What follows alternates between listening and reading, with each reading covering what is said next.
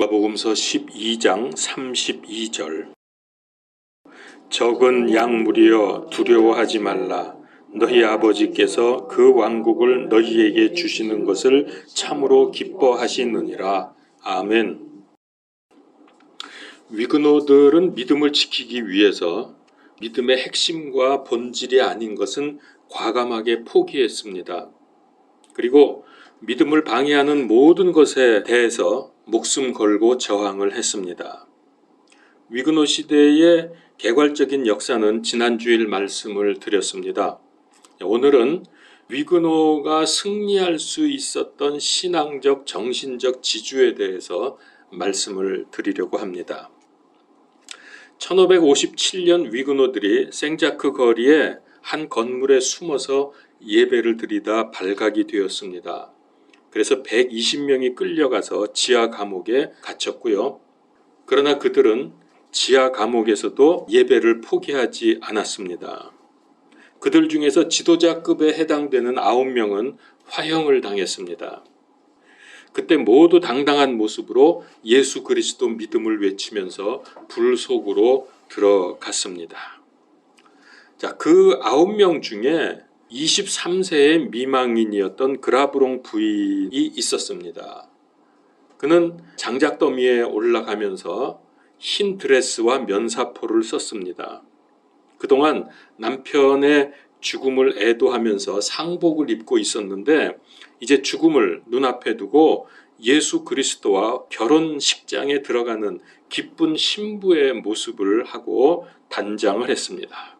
그리고 불꽃이 타오르자 순교자들은 마지막 순간까지 감사와 기쁨으로 순수한 믿음을 지켜냈습니다.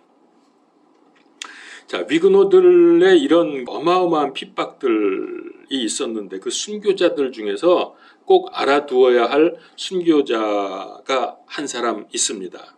그녀의 이름은 마리 뒤랑입니다. 루이 14세에 의해서 개신교의 예배가 금지된 상황에서 그녀의 집이 비밀 예배당이었습니다. 그러다가 이제 발각이 돼서 온 가족들이 다 체포가 되었죠.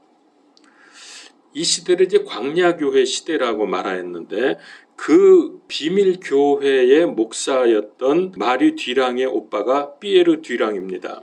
그가 32살 나이에 몽펠리에 광장에서 공개 처형을 당하게 되었습니다.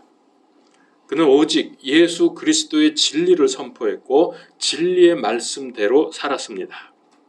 마지막 교수대에 올라가서는 큰 소리로 시편을 노래하면서 순교했습니다.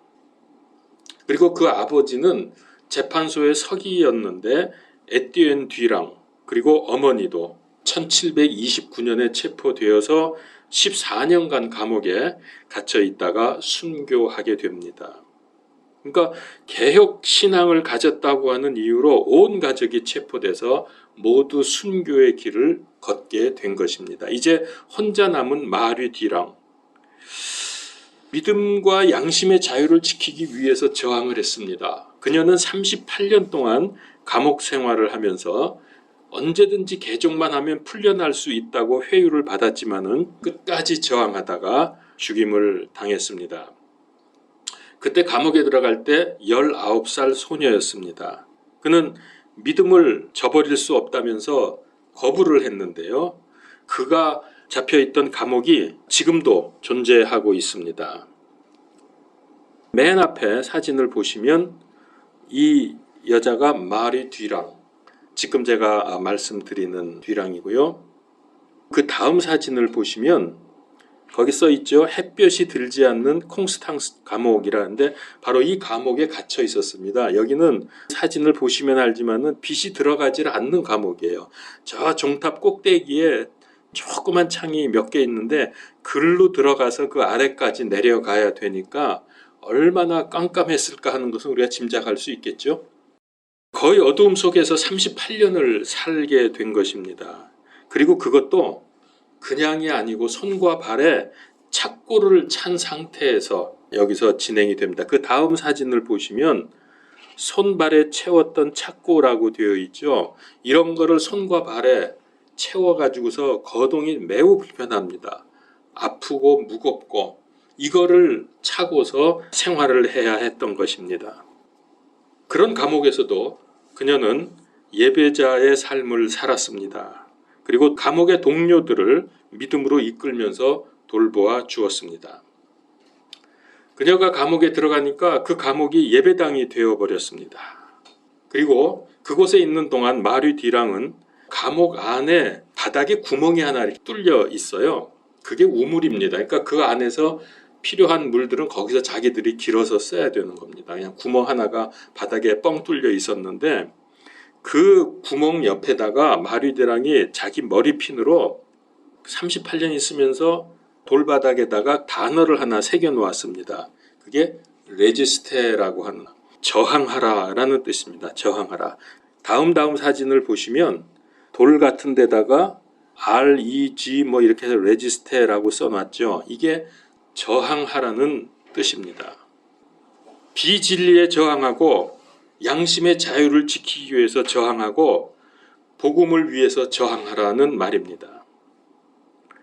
늘 이 단어를 생각하면서 고통스러운 삶과 또 천주교의 회유 앞에서 흔들리지 않도록 자신을 다독였고 그리고 자기 감옥의 동료들을 흔들리지 않도록 다독여주면서 믿음으로 세워주면서 늘 이 단어를 마음속에 새겼다고 합니다. 근데 이 정신이 위그노들을 이기게 만들었고 그리고 세상을 변화시키는 그리스도의 강한 군사들이 되게 했습니다. 레지스터의 명사형은 레지스탕스. 어디서 들어본 단어 아닙니까? 레지스탕스. 마리 뒤랑이 레지스터를 새긴 지 200년이 지난 20세기 중반에 레지스터는 이 프랑스 역사에서 자존심을 지켜낸 레지스탕스. 그러니까 여러분 아시죠? 그 나치 독일 시대에 나치에 저항을 하면서 자존심을 지켰던 이 프랑스 사람들, 그게 레지스탕스라고 그렇게 말하거든요. 그게 레지스테, 바로 여기서부터 나온 정신입니다. 이 마리 뒤랑의 정신으로부터 그 기원이 돼서 프랑스가 독일의 나치즘에 저항하는 저항 정신의 기원이 되었습니다. 그래서 프랑스의 정신을 흔히 레지스탕스라고 그렇게 말합니다. 저항 정신. 오빠로서 순교한 피에르 뒤랑하고 여동생 마리 뒤랑 자매를 기억하는 모임이 지금도 있습니다. 여러분 그 사진에 보시면 저항하라고 되어 있는 그 앞에 사진에 보면 사람들이 많이 숲속에 모여 있죠. 이게 지금 뭐냐면은 매년 9월 첫째 주일날 이렇게 그 감옥, 뒤랑이 있던 감옥 앞에 그 숲에서 기독교인들이 모여서 예배를 드립니다. 이게 뒤랑 남매를 기억하면서 복음 정신을 다시 새롭게 하고 과연 우리가 정말 올바르게 이들의 정신을 이어받아서 신앙생활을 제대로 하고 있는가 하는 것을 되새기면서 드리는 예배입니다. 이게 바로 프랑스 개혁교회의 저력입니다. 그들은 저항하라는 단어에 대해서 이렇게 설명을 합니다. 프로테스탄트 종교개혁은 진리편에 서서 거짓과 위선에 저항하는 정신이다. 우리는 프로테스탄트, 즉 저항하는 사람들이다. 아무리 안락하고 쉬운 길이 있더라도 그 길이 진리의 길이 아니고 하나님의 뜻이 아니라면 저항해야 한다. 비록 그것 때문에 고난이 온다 할지라도 우리는 기꺼이 그 길을 가야 한다. 이렇게 레지스테의 정신을 설명을 합니다. 자, 그러면 이제 우리는 개혁교회 이 시대, 우리 생명빛교회 정신은 무엇입니까? 여러분, 개혁교회라는 말의 의미를 알 필요가 있습니다. 간단히 우선 말하면은 개혁교회는 계속 개혁되어야 한다는 뜻입니다. 이게 종교개혁의 정신입니다. 이게 무슨 말인지 좀 설명을 붙이면은 개혁교회는 과거 종교개혁으로 끝난 게 아니라는 겁니다. 그러니까 개혁은 과거형이 아니다. 리폼드가 아니라 언제나 현재 진행형, 리포밍 되어야 한다. 그러니까 우리가 진정한 개혁교회고 개혁교회 교인이 되려고 하면은 과거의 종교개혁에서 탄생한 교회의 담임으로 해서 개혁교인이 되는 게 아니라 끊임없이 나를 개혁하고 내가 다니는 교회를 개혁해 나가야 된다는 거죠. 그래서 개혁은 일회적인 것이 아니라 끊임없는 자기갱신을 통해서 하나님의 왕국을 이 땅에 임하게 하려는 분투의 과정이다라고 말할 수 있습니다. 그래서 여러분, 우리가 끊임없이 스스로 성경 말씀을 통해서 자기를 개혁해 나가야 돼요. 앞으로도 계속해서. 이제 21세기 한국 교회 또 생명빛 교회를 바르고 참되게 건강하게 세우기 위해서 우리도 스스로 끊임없이 개혁하고 우리를 새롭게 해야 합니다. 만약에 그러지 않으면은 자기도 모르는 새에 옆길로 새고 말 것입니다. 만일 여러분들이 다니는 교회가 성경적이지 않든지 올바른 교회가 아니다. 그래서 몰랐는데 나중에 그리스도 심판석에 서서 그것을 알게 돼서 내가 신앙생활한 게 의미가 별로 없어졌다라고 한다면 여러분 얼마나 황당하겠습니까? 위그노들은 믿음과 진리를 수호하기 위해서 국가 권력과 종교 권력에 저항을 했습니다. 그들은 상황이 상황이니만큼 군대를 조직했습니다. 게릴라 부대를 만들어서 무력으로 저항을 했습니다. 그 부대의 이름을 카미자르라고 하는데 그 이름은 그들이 입고 있던 카미자라는 옷 때문에 그렇게 이름이 붙여졌습니다. 카미자르. 여러분, 마귀 앞잡이 노릇을 했던 히틀러를 암살하려고 했던 유명한 목사님 혹시 이름 아십니까? 요즘에도 우리 상황이 이러니까 이 얘기가 종종 나오더라고. 특별히 그 누구야, 광화문에 그 목사님도 그 얘기를 했는데 본회퍼 목사님 혹시 이름 얼뜻 지나가다가도 들어봤죠? 예, 그가 이 카미자르와 같은 마음으로 이렇게 말했습니다. 미친 자에게는 운전대를 맡길 수 없다. 운전석에서 끌어내야 한다. 사실은 이게 카미자르의 정신에서 나온 겁니다. 프랑스 사람들의 가슴에 이 정신이 늘 살아 있습니다. 이 정신은 부패한 왕권에 대항했던 프랑스 대혁명으로 이어집니다.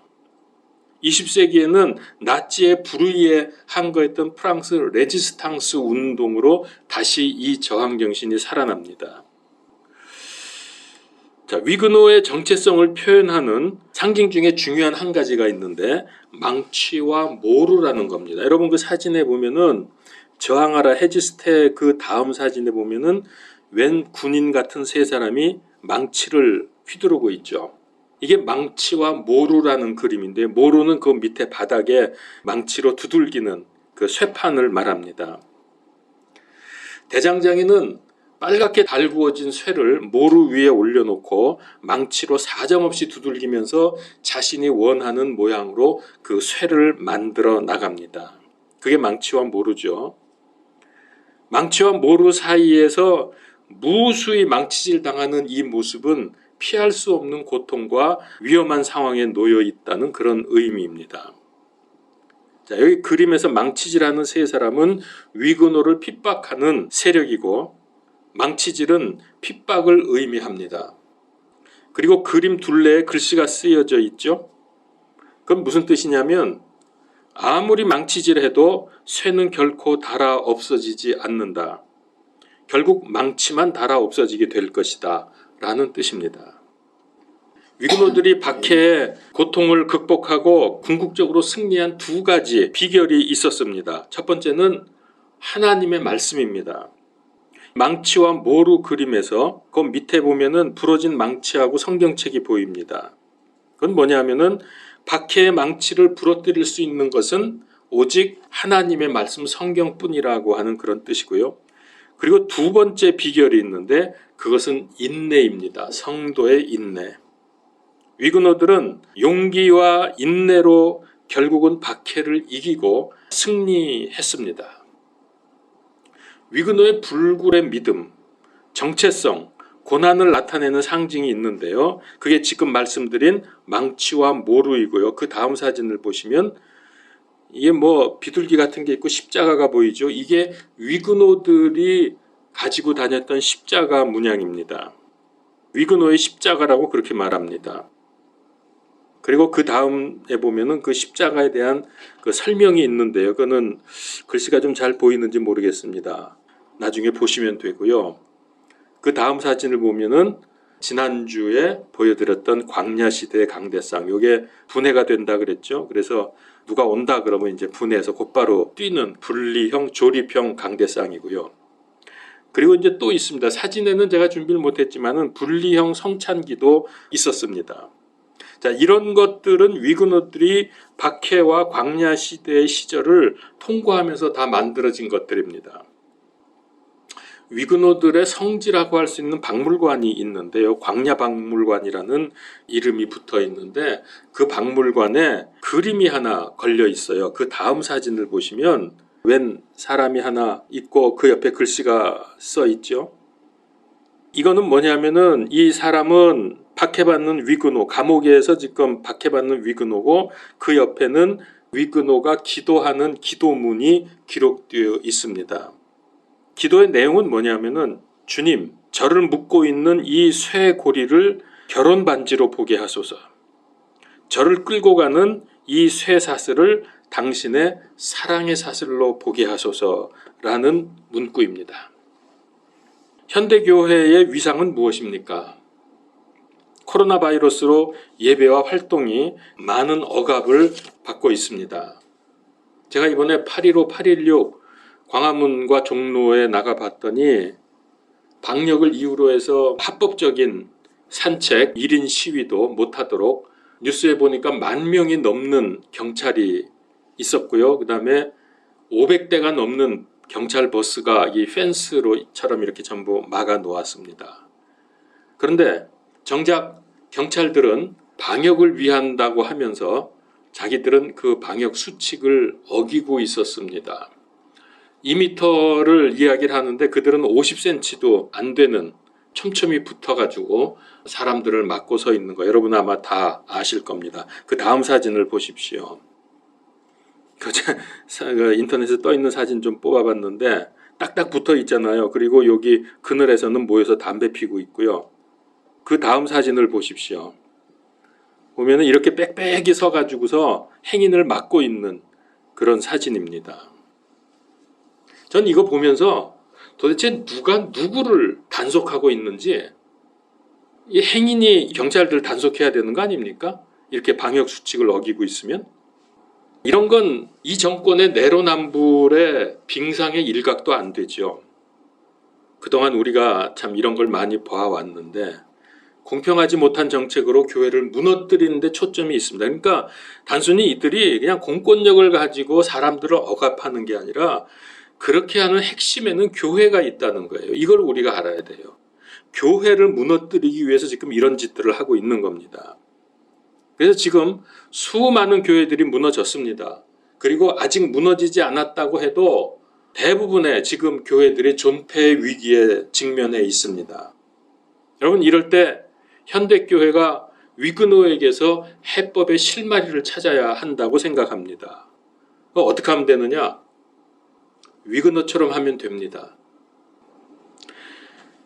위그노는 한마디로 프랑스 개혁교인들이죠. 이들은 종교개혁이 시작되자마자 16세기부터 해서 400년이 넘도록 로마 천주교로부터 무서운 박해에 시달렸습니다. 프랑스 개혁교인들이 그 박해 속에서 믿음을 이어갈 수 있었던 이유가 무엇인지 아는 것이 오늘 우리들에게 매우 중요합니다. 위그노들의 믿음의 자세를 크게 두 가지로 말할 수 있습니다. 저항과 수용, 혹은 저항과 감사. 이 두 가지는 생각해 보면 정반대입니다. 저항과 수용, 정반대 자세죠. 그러나 이 둘을 어떻게 조화 있게 삶에 적용하느냐 하는 지혜가 우리에게 필요합니다. 한쪽만 강조하게 되면 반드시 문제가 옵니다. 저항만 하게 되면은 처음에는 믿음을 지킬 수 있을지 모르지만 얼마 안 가서 하나님의 계획과 절대 주권을 무시하게 됩니다. 예를 들면은 계시록 2장에 보면은 에베소 교회가 나오죠. 그 교회가 왜 책망을 받았냐면 첫사랑을 잃어버렸다고 했습니다. 그 초대교회 핍박에 계속 저항만 하다 보니까 그렇게 된 거예요. 왜냐하면은 많은 경우에 고난과 핍박 속에서 합력하여 선을 이루게 하시는 하나님의 계획이 있는데 이거를 보지 못하게 되죠. 계속 저항만 하게 되면. 그래서 수용을 할 게 필요합니다. 아, 이것도 하나님의 계획 속에 있구나. 그렇다고 해서 수용만 하게 되면은 믿음의 변질을 가져올 수밖에 없습니다. 그래서 바로 이겁니다. 우리가 꼭 명심해야 됩니다. 이거는 우리가 위그노들로부터 배우는 건데요. 믿음의 핵심과 본질을 무너뜨리는 어떤 힘, 어떤 현상에 대해서는 목숨을 걸고 저항해야 합니다. 지금 많이 이 문제에 우리가 봉착해 있습니다. 그러나 믿음의 본질적인 요소가 아니라면은 판단에 따라서 하나님의 절대 주권을 인정하고 사랑으로 수용하는 자세가 있어야 합니다. 누가복음서 6장 27절에 보면은 너희 원수들을 사랑하며 너희를 미워하는 자들에게 선을 행하고, 우리를 미워하고 핍박하는 자들에게 선을 행하라 그랬습니다. 로마서 12장 19절 극진히 사랑하는 자들아 너희 스스로 원수 갚지 말고 도리어 진노하심에 맡기라. 기록된 바 원수 갚는 일은 내 것이니 내가 갚으리라. 주가 말하노라. 박해자들이 고문하고 재산 몰수하고 학살하고 모욕할 때 위그노들은 저항보다는 고난을 감수하면서 도리어 하나님의 뜻이 이루어지이다 하는 범사에 감사하는 자세로 그것을 받아들였습니다. 그러나 그들은 말씀과 기도와 예배에 관한 한 단 한치도 물러서지 않았습니다. 그들은 성경 지식과 경건한 삶을 강조했고 또 하나님의 영광을 위해서 일하라는 말씀에 순종하기 위해서 최선을 다했습니다.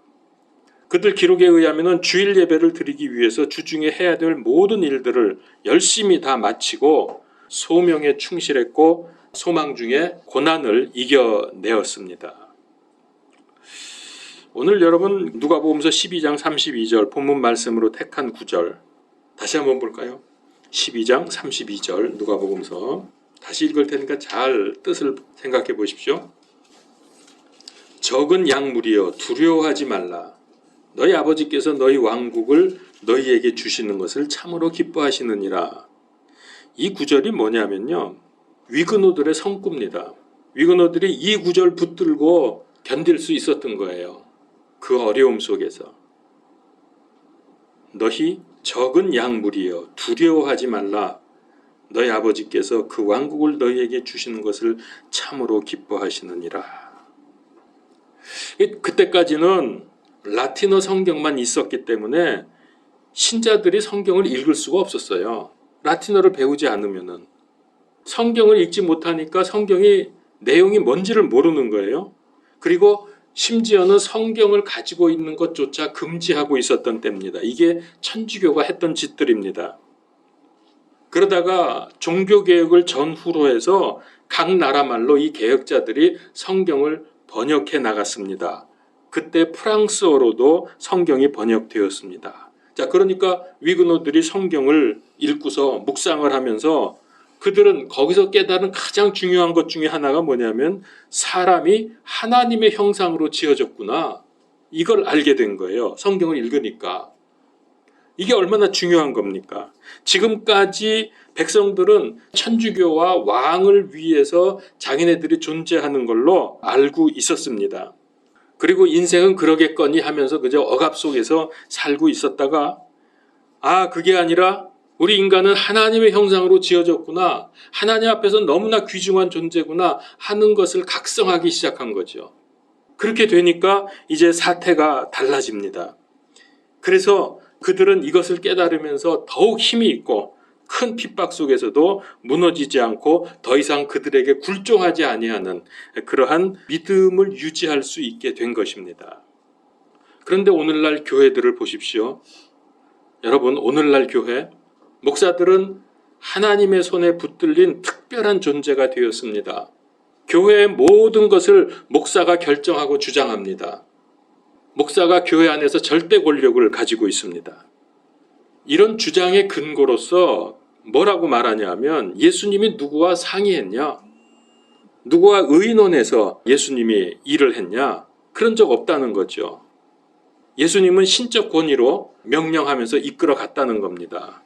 성경 보면 그 말이 맞죠.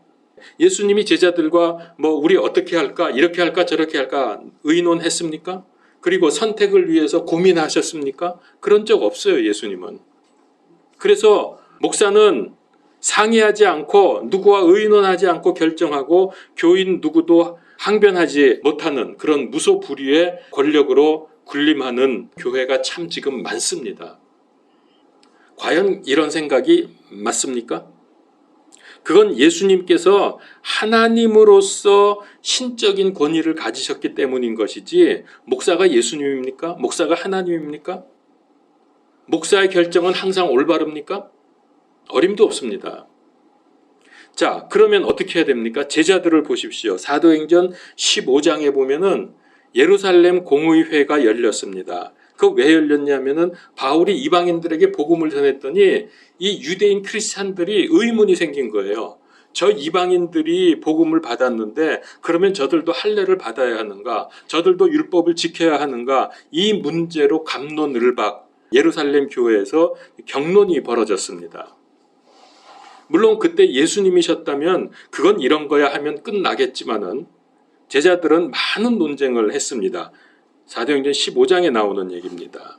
그리고 한참 논쟁을 한 후에야 그들은 결론을 내릴 수 있었습니다. 자, 그러니까 여러분, 사람이 하나님 흉내 내면 안 돼요. 목사가 예수님도 아니고 하나님도 아닌데 목사가 결정하면 그냥 아무 말 못하고 이건 권위가 아니라 독재입니다. 그리고 또 다른 이유로 목사에게는 영적인 권위가 있다고 말을 합니다. 그러니까 그렇게 할 수 있다는 거죠. 여러분, 영적인 권위는 목사라고 하나님이 다 주시는 거 아닙니다.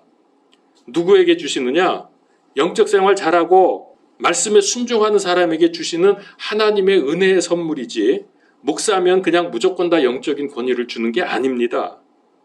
오늘날 얼마나 많은 교회들이 이런 오류에 빠져 있는지 모릅니다.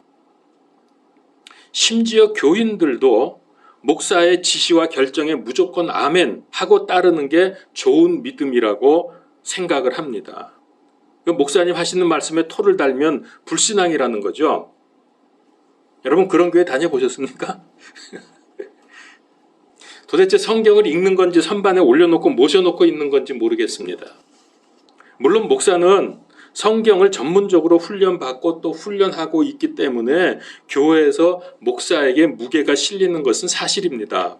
또 그래야 할 것입니다. 그러나 맹목적이고 무조건적인 자세는 잘못된 것입니다. 목사가 전혀 성경적이지 않은 비대면 예배를 결정하면 저항해야 합니다. 지금 특별히 마지막 때이기 때문에 성경적인 자세를 잃지 말아야 합니다. 위그노들이 승리한 결정적인 이유 중에 하나가 바로 이겁니다. 한두 사람 지도자 때문에 승리한 게 아닙니다. 많은 성도들의 신앙적, 영적 각성이 있었기 때문이라는 사실을 여러분 잊지 마십시오. 이런 교회가 참 교회이고 쓰임받는 교회이고 결국에는 승리합니다. 그 다음 사진을 보십시오. 거기 웬 하얀 옷 입은 사람들이 듬성듬성 앉아서 예배드리죠. 아마 이 사진 여러분 다 이미 보셨을 겁니다. 얼마나 정말 멋있습니까? 이거는 이렇게 해야 되기 때문이 아니라 예배를 못 드리게 하는 권력에 대해서 저항하는 예배거든요. 지금 이런 자세가 필요한 거예요. 그리고 그 다음 사진을 보시면 이 비슷한 사진 지난주에도 보여드렸지만은 골짜기에서 서서 예배 드리고 있죠. 그 높은 데서 목사가 설교하고 있고 더 높은 데는 한 사람이 또 서 있죠. 이거는 망보는 사람인 것 같습니다. 혹시 군대가 쳐들어오는지 이런 식으로 망보고 그 밑에 서서 골짜기에만 앉을 데가 없으니까 서서 예배를 많은 사람들이 모여서 지금 예배를 드리고 있습니다. 이게 위구노들의 신앙입니다. 이 시대는 교회의 양적 성장의 부흥은 불가능한 시대입니다. 마귀의 공격이 앞으로 갈수록 심해질 텐데 교회의 외적, 내적으로 많은 공격이 들어옵니다. 외부의 공격은 합리성, 합법성을 내세우면서 교회를 압박할 것이고, 교회 내부에서는 이단, 사이비들, 또 비성경적이고 비진리로 교회를 분열시키는 일들이 많아지면서 앞으로 계속 교회들이 무너질 것입니다. 말씀과 기도의 영적 생활과 올바른 예배를 드릴 때 저항과 수용, 그리고 인내와 감사, 이 믿음을 유지할 수 있게 되는 것입니다. 제가 이렇게 지난주, 이번주 계속 위그너에 관해서 말씀드리는 이유를 여러분들이 분명히 아셔야 됩니다. 내가 역사적인 얘기를 알려드리려고 하는 것보다 위그너들의 삶과 그들의 생각을 어떻게 우리에게 적용시킬 것이냐, 바로 여기에 초점이 있는 것입니다. 저는 감히 예언합니다. 요즘같이 이런 때 움츠리면서 권력의 눈치나 보면서 4단계인지 4호정인지 성경 어디에도 없는 비대면 예배를 드리고 세상과 타협하는 교회, 얼마 안 가서 힘을 잃고 껍데기만 남을 것입니다. 하나님이 떠나는데 그거 되겠어요? 아예 사라져 버릴 것입니다.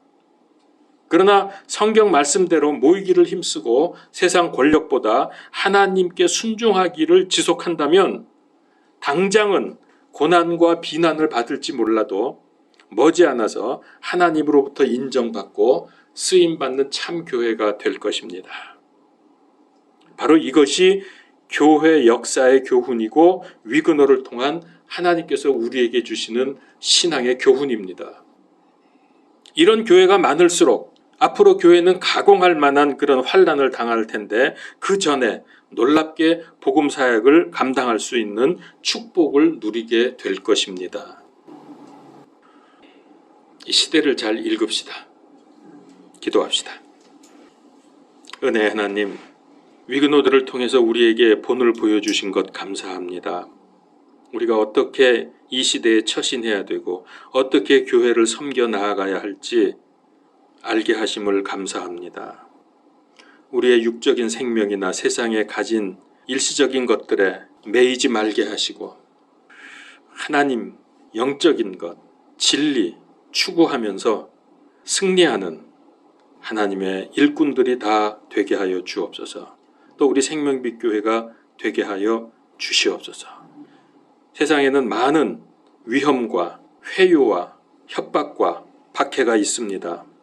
아직은 괜찮다고 할지 모르지만은 그러나 바로 이런 것들이 시작이고 이런 것들에 우리가 저항하지 못한다고 하면 훨씬 더 강한 핍박이 우리에게 올 것을 저희들이 알고 있사오니 아버지여, 우리가 시대를 믿음으로 이기게 하시고 오히려 복음으로 세상을 정복해 나아가도록 우리를 사용하여 주시옵소서. 예수 그리스도 이름으로 기도하옵나이다. 아멘.